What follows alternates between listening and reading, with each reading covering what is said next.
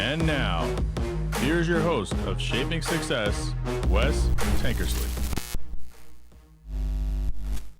What is up, everyone? Welcome to Shaping Success Morning Coffee, the show where, we just kind of talk. And I got my morning coffee. So if you're just joining us for the first time, we are over live on YouTube. You can get in the conversation over there. I do this on TikTok as well. We've got kind of a combination of things going on, but I appreciate you being here. Monday and Friday is kind of a solo show. Wednesday, I do a little book read with Robert Watson for his book, Ours Victorious. You can go check this out. It's kind of a motivational book talking about life stories and things that move him and get him going, which kind of goes right along with the show in general.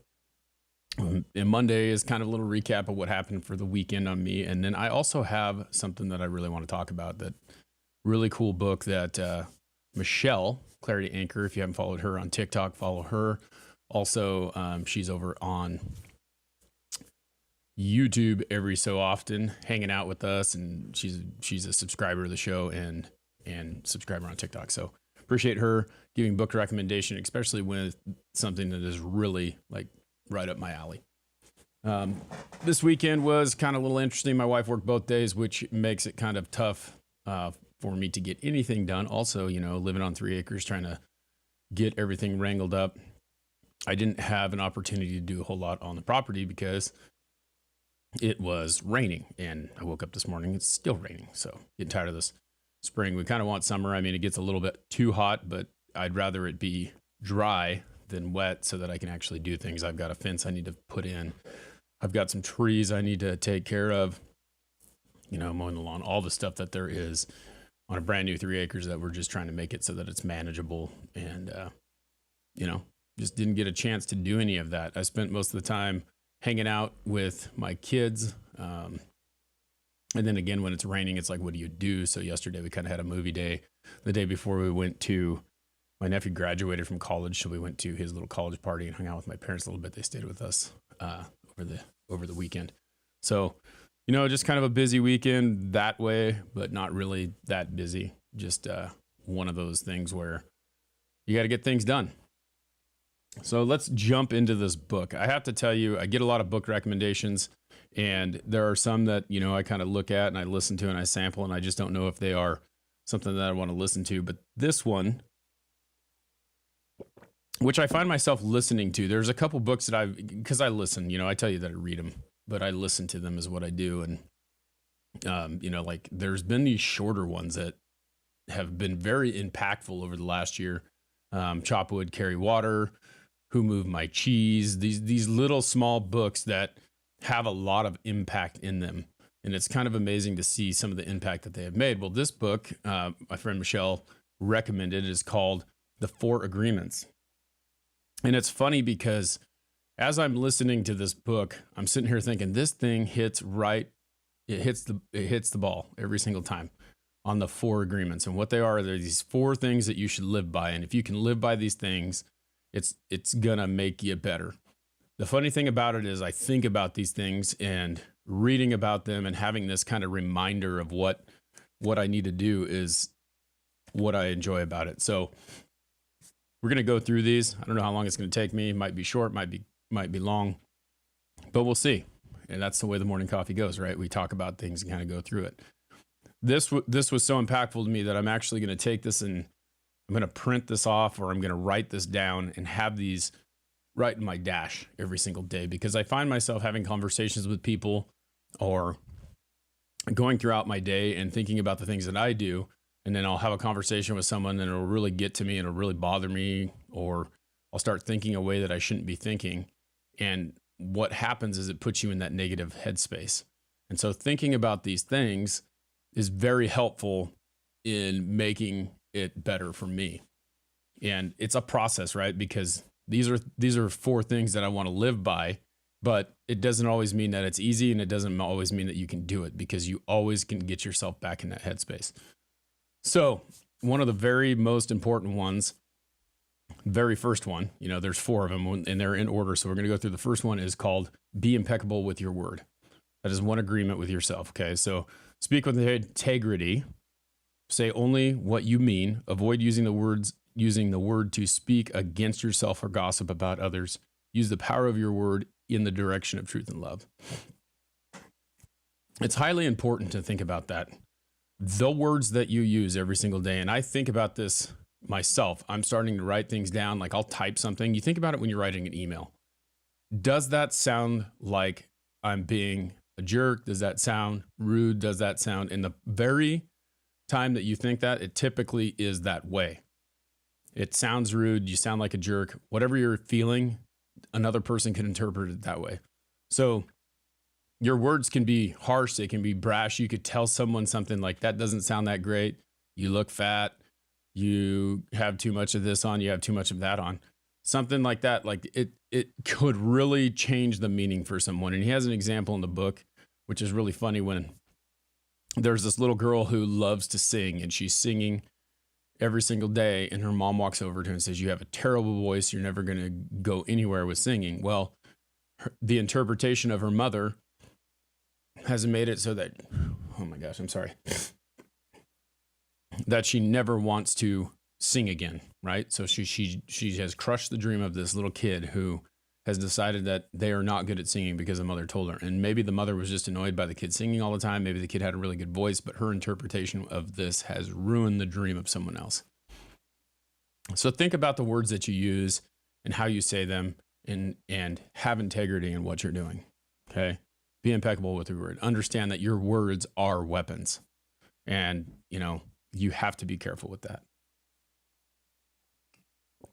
And it's funny because there's so many people in this world who use their words as weapons purposefully to hurt you.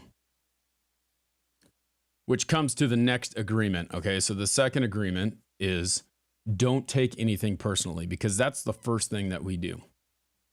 I sit there and I think about, we were talking about emails, right?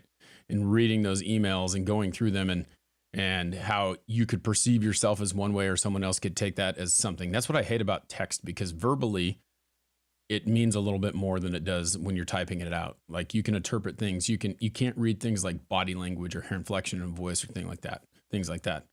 So it's very tough to interpret things sometimes through written word. But what's funny about this next one, it's don't take anything personally, is like you can read through an email, and I've been here and I've done this before, and I'm reading through comments like on TikTok.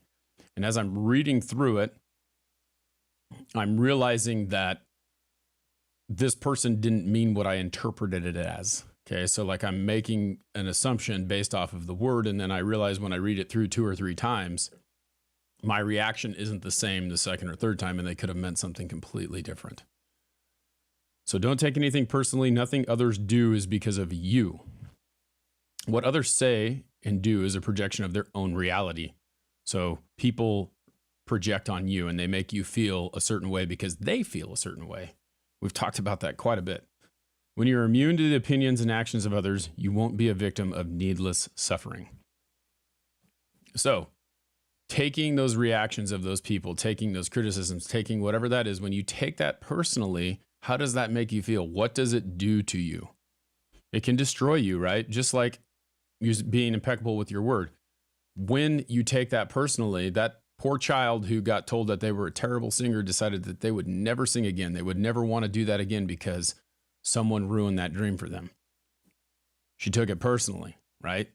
Instead of knowing that she could make it better or having the opportunity to become a better singer. If you're a 5-year-old kid and someone tells you you're never going to be a good singer, you haven't even learned how to talk yet. You haven't even got through those functions yet. I look at my 2-year-old who says stuff to me all day. He has a lot of words. He just cannot get them out the way that they're supposed to be. He knows how to communicate. I just don't understand him. So as a child, when you tell them that they can't do something, or they will never be this, or they will never be that, you're kind of crushing those dreams that they have. And that could be along with an adult or anything like that. Just because you can't do it now doesn't mean that you can't do it then. So if you take it personally, it could stop you. Okay. So that's a tough one. That's a crazy one to understand, but it is very, very true. Okay. So we take a lot of things personally. I know I do all the time. I think about how someone is sitting there telling me how to do something when they don't even know how to do it themselves. And then I start to go down this rabbit hole where it becomes me against them. And next thing you know, you're just not in a good space. Okay, so first two, be impeccable with your word. Second, don't take anything personally. Here's the third agreement, okay? Don't make assumptions. Find the courage to ask a question, express what you really want. Communicate with others as clearly as you can and avoid misunderstandings, sadness, and drama. With just this one agreement, you can completely transform your life. We make assumptions all the time. When someone says something, just like, it's funny how these kind of just like all ladder off of each other and they all go back. Because if you take something personally, typically what you're doing is making an assumption about what is said. So again, back to the email thing. As you're reading through that email, you're making an assumption. And I do this all the time because I'm always trying to unwind the situation. So if I sold someone a product and I'm sitting there going and I'm reading through the email and then they're telling me that they don't like the color that they chose, I'm immediately going to the fact that they want me to replace it and they want me to pay for it, which costs me money. A lot of times they're like, well, and you just have that conversation when you walk into the house with them and you're like, okay, so what don't you like about it? What is this and that? You go, I know I picked it. This is my fault. I want to pay for it. I want to make sure, like it doesn't, you make the assumption that they're wanting something from you when in reality, all they really want is something different and they want to make a choice because they made a bad choice. That's something that I can get into and then I can get in my head and it's like, oh my gosh, here we go again. I got to pay for this thing. It's not, and that's just one example of how you can make that assumption.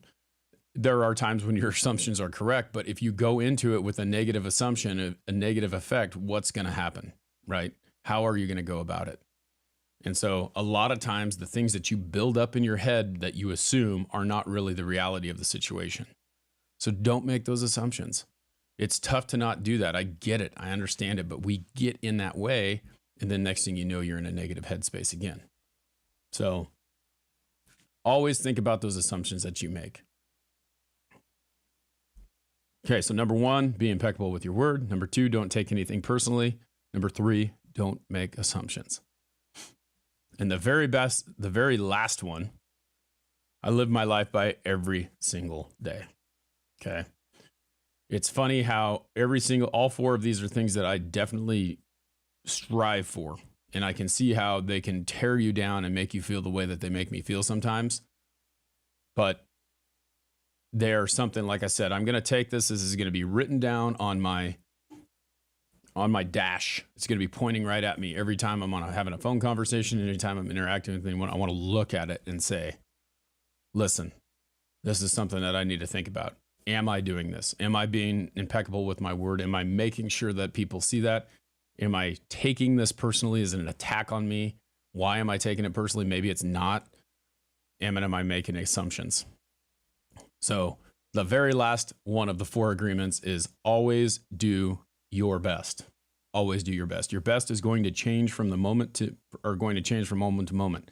It will be different when you are healthy as opposed to sick. Under any circumstance, simply do your best and you will avoid self-judgment, self-abuse, and regret. What does that mean to me? Always doing my best has something that has been on my mind constantly. It's always something that I think about. Have I done everything I possibly can do to make the situation better? Or am I holding back? Okay. And there's a lot of things in my life, and I'm not saying that I'm perfect. But when I put myself in a situation, I'm going to make sure that I do the very best I can, no matter what. And it's interesting how I see other people who don't do that. And I kind of wonder, and it's not my job to judge them. And that's one of the things that this book talks about a lot, about judging. It's not our job to judge people. Okay. It's our job to make sure that we are the best person that we can be. And we sit there and we look at other people and we make those judgments, and that's really on us. Okay. And when we sit there and we let those judgments get to us, that's our fault. That's a us problem. Okay. It's not a them problem. They are the ones who are making those comments towards you. They are the ones who are making you feel the way that they do, but it is you who are reacting to that situation, and it is your choice. Okay. So if you go into anything that you are doing and you know that you are always doing your best, no matter what, you cannot be mad at yourself for not doing that.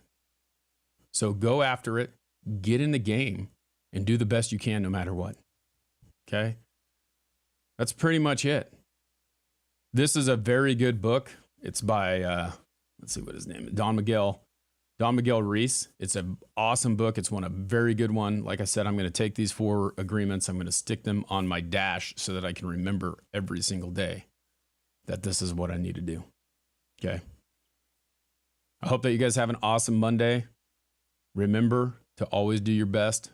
Check out this book. It's a great one. And we will see you Wednesday when we go through the next chapter of Ours is Victorious with Robert Watson. Until next time, I challenge you to find the shape of your success.